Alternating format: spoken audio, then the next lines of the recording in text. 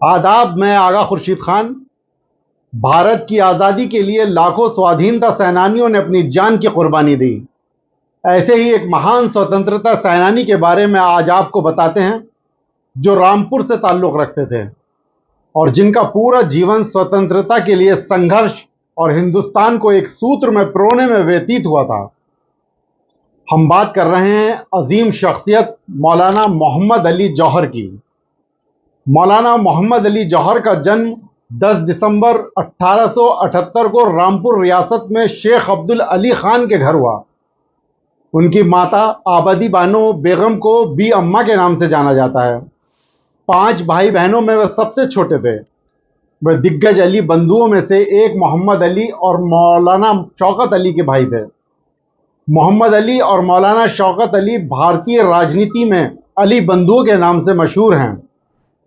उन्होंने न केवल भारत में ब्रिटिश सरकार से लोहा लिया, बल्कि फिलिस्तीन, तुर्की के मुद्दे पर भी सभी पश्चिमी शक्तियों से भी लोहा लिया।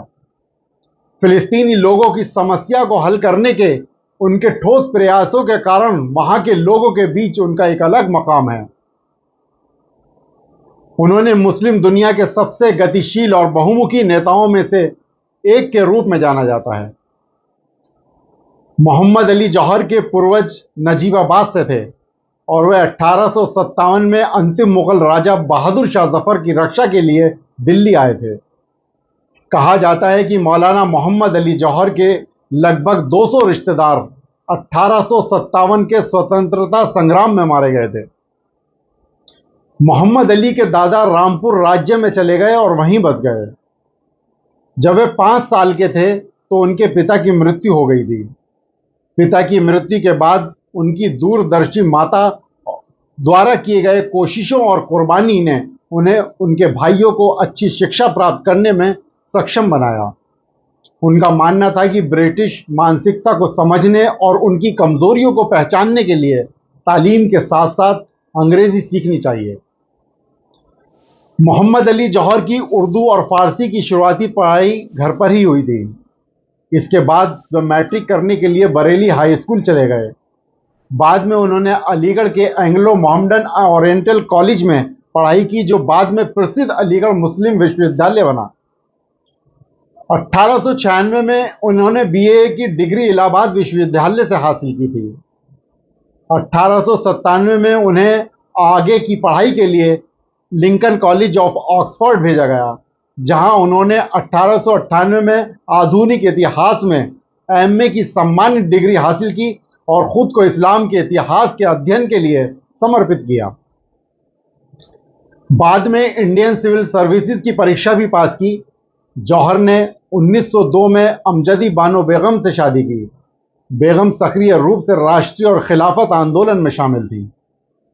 भारत लौटने पर मोहम्मद अली जौहर ने रामपुर राज्य के शिक्षा निदेशक के रूप में कार्य किया और बाद में बड़ौदा नागरिक सेवा में शामिल हो गए। 1910 के अंत तक इन्होंने अपनी बड़ौदा की नौकरी छोड़ दी और पत्रकारिता को अपना कैरियर बना लिया। एक लेखक के रूप में वे London Times, the Manchester Guardian और द ऑब्जर्वर जैसे प्रमुख समाचार पत्रों में लेख लिखते रहते थे। उन्होंने टाइम्स ऑफ इंडिया, बॉम्बे में समकालीन मुद्दों पर लिखा। फिर वे कलकत्ता आ गए, जहां इन्होंने साप्ताहिक कॉमरेड का प्रकाशन प्रारंभ किया। कॉमरेड का पहला अंक 1911 में प्रकाशित हुआ था। 1 साल के भीतर कॉमरेड अपनी भाषा और शैली के कारण लोकप्रिय हो गया। कलकत्ता में उनके रहने से उनके काम की गति तेज हो गई। 1911 में दिल्ली भारत की राजधानी बनी। सबसे महत्वपूर्ण कार्यालय कलकत्ता से दिल्ली स्थानांतरित हो गए। जौहर भी दिसंबर 1912 में दिल्ली आ गए। 1913 में उन्होंने उर्दू दैनिक हमदर्द प्रकाशित किया। 40 घंटे के लगातार काम के बाद उन्होंने लंदन टाइम्स में प्रकाशित एक लेख के जवाब में तुर्कों के समर्थन में एक लेख लिखा। मशहूर लेख choice of the Turks comrade में प्रकाशित हुआ था और इसका उर्दू अनुवाद एक साथ हमदर्द में भी किया गया था, जो ब्रिटिश सरकार द्वारा पसंद नहीं किया गया था। ब्रिटिश सरकार द्वारा कागजात की सभी प्रतियां जब्त कर ली गईं और 15 मई 1915 को मोहम्मद अली जौहर को नज़रबंद कर दिया गया। उनके विरोध और ब्रिटिश विरोधी प्रदर्शनों के लिए उन्हें राजद्रोह के आरोप में 4 साल के लिए कैद कर लिया गया था। जब वे ब्रिटिश हिरासत में थे तो उनकी 2 बेटियां जिनकी उम्र 20 और 21 साल थी, बीमार पड़ गईं।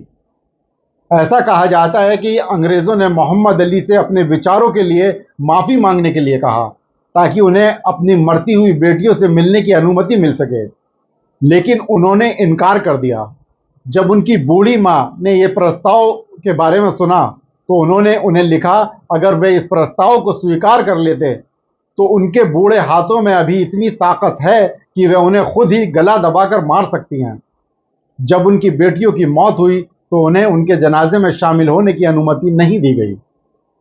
मोहम्मद अली जौहर ने अपने राजनीतिक कैरियर की शुरुआत 1906 में मुस्लिम लीग के सदस्य के रूप में की थी।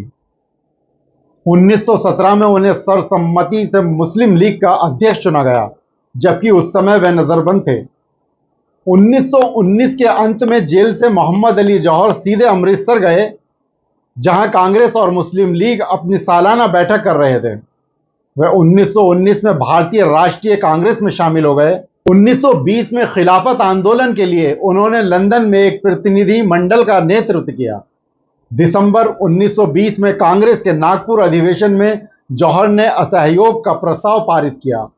1923 में उन्हें भारतीय राष्ट्रीय कांग्रेस के काकीनाडा सत्र का अध्यक्ष चुना गया। असहयोग के माध्यम से उन्हें भारत का जामिया मिलिया इस्लामिया दिया।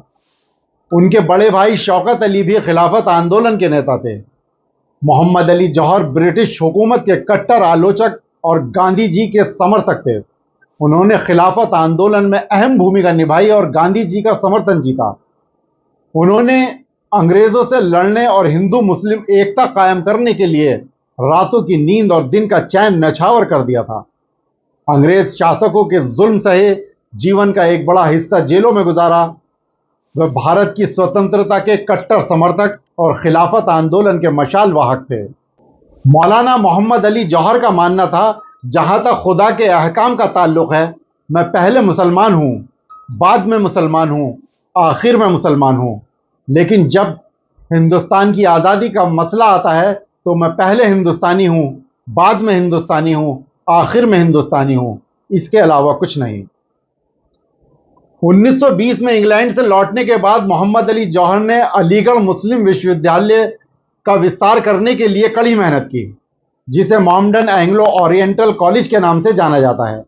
उन्होंने अलीगढ़ में एक नई नेशनल मुस्लिम यूनिवर्सिटी जामिया मिलिया इस्लामिया की स्थापना की, जिसे बाद में दिल्ली स्थानांतरित कर दिया गया और अब ये एक केंद्रीय विश्वविद्यालय उच्च शिक्षा का प्रमुख स्थान है।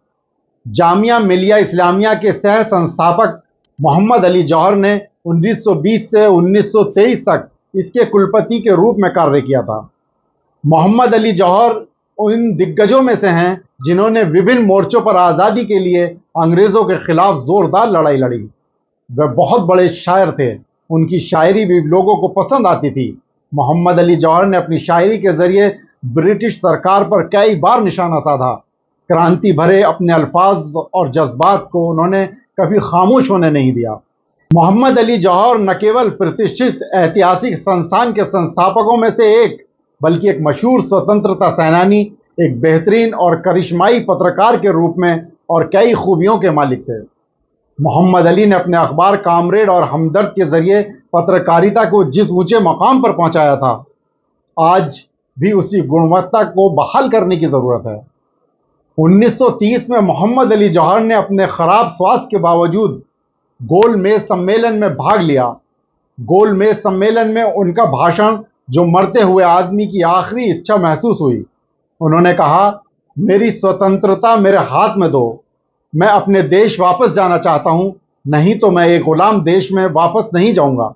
मैं एक विदेशी देश में मरना पसंद करूंगा, क्योंकि यह एक आज़ाद देश है और अगर आप मुझे भारत में आज़ादी नहीं देते तो आपको मुझे यहाँ एक कब्र देनी होगी।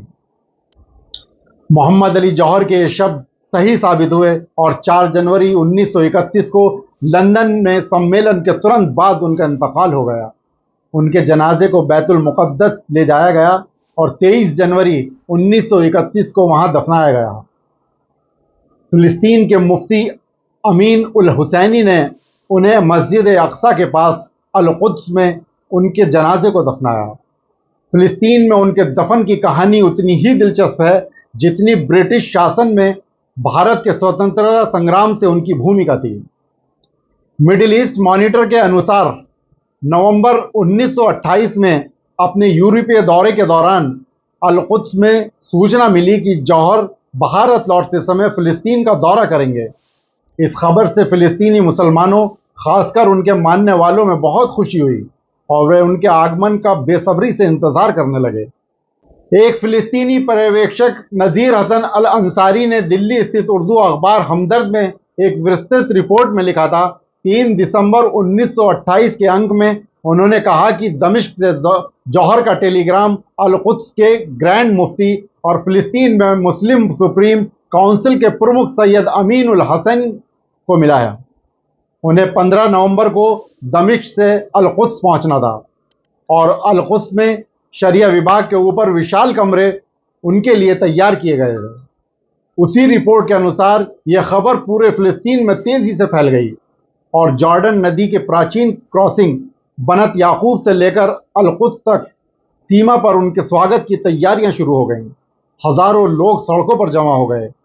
पारंपरिक अरब परंपराओं का पालन करते हुए घुड़सवारों और महिलाओं ने स्वागत के अरबी गीत गाए। हालांकि दोपहर के आसपास आने की उम्मीद थी। जौहर रात 10 बजे तक देरी से पहुंचे, जिससे नाखुश भीड़ घर की ओर लौट गई। फिलिस्तीनियों की ख्वाहिश के बावजूद 16 नवंबर को फिलिस्तीन के British mandate high commissioner Lord Herbert पल्मर ने फिलिस्तीन में उनकी एंट्री को अस्वीकार कर दिया था। उन्हें आखिरकार 20 नवंबर को फिलिस्तीन में प्रवेश करने की अनुमति दी गई। वे देर शाम को कड़ाके की ठंड में तिबेरियास पहुंचे। खराब मौसम के बावजूद अगले दिन अल कुद्स में उनके आगमन का फिलिस्तीन के लोगों ने पूरे दिल से गर्मजोशी के साथ स्वागत किया। वे मस्जिद अक्सा की जमीन पर दफन होने वाले एकमात्र भारतीय थे। इस अजीम शख्सियत को मुस्लिम टुडे की तरफ से खिराज अकीदत पेश की जाती है। दोस्तों, अगले रविवार फिर किसी ऐसे ही क्रांतिकारी के साथ मुलाकात होगी। तब तक के लिए मुझे इजाजत दीजिए। खुदा हाफिज।